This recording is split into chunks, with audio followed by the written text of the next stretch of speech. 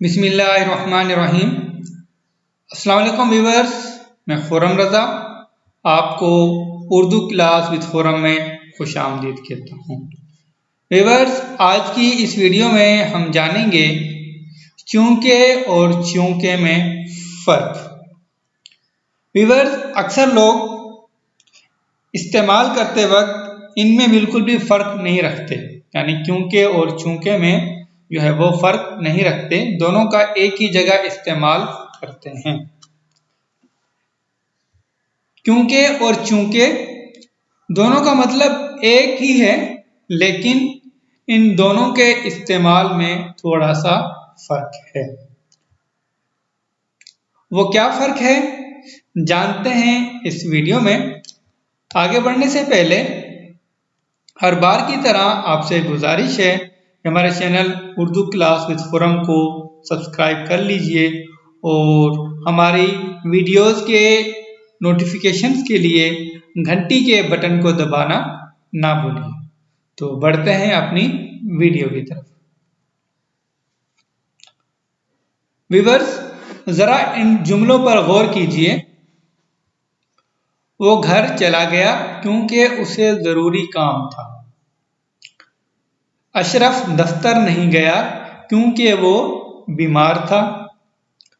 تم ایک خوش نصیب انسان ہو کیونکہ تمہارے والدین تمہارے ساتھ ہیں۔ عالیہ بہت اداس ہے کیونکہ اسے گھر کی یاد آ رہی ہے۔ یہ تمام جملے مرکب جملے کہلاتے ہیں، ٹھیک ہے؟ تمام جملوں کو ہم مرکب جملے کہتے ہیں۔ اب یہاں پر جو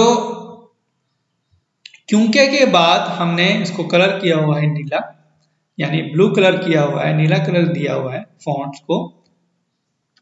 جب ہم علت بیان کرتے ہیں، علت کا مطلب ہوتا ہے وجہ۔ اب وہ گھر چلا گیا، گھر کیوں گیا؟ اس گھر جانے کی وجہ، ٹھیک ہے؟ گھر جانے کی جو وجہ ہوتی ہے اس کو ہم کہتے ہیں علت، علت یعنی وجہ۔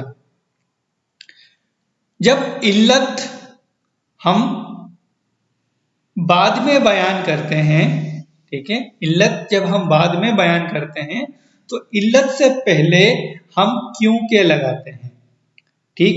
اب ان تمام جملوں میں دیکھیے کہ کیونکہ کے بعد علت بیان کی گئی ہے۔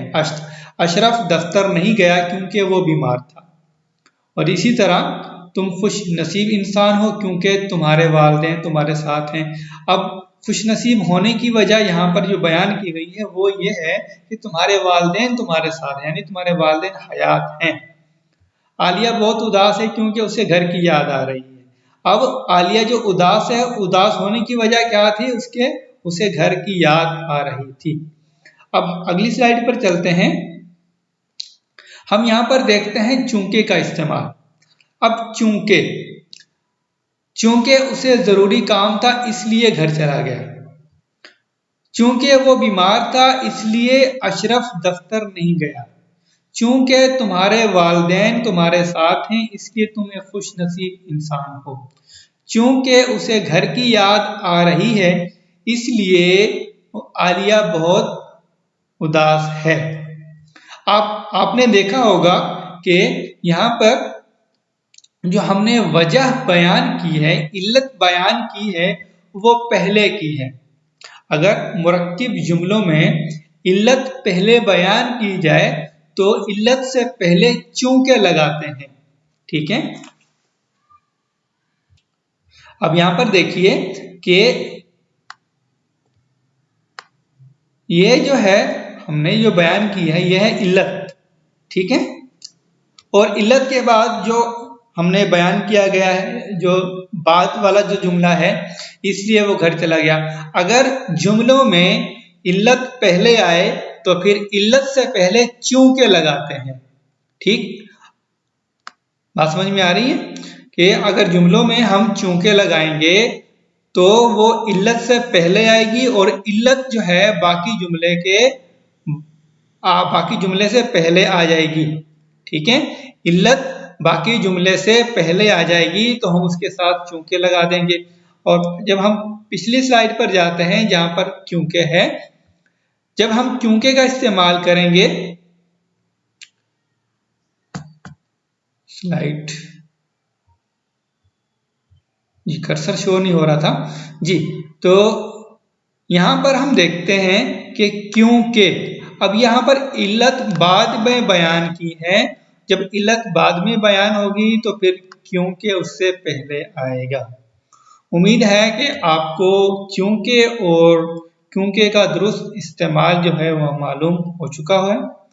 اگر آپ کو ہماری یہ ویڈیو پسند آئے لائک کیجیے گا، اپنی قیمتی آراء کمنٹ سیکشن میں ہم تک ضرور پہنچائیے گا اور اپنے دوستوں سے شیئر کیجیے گا۔ شکریہ۔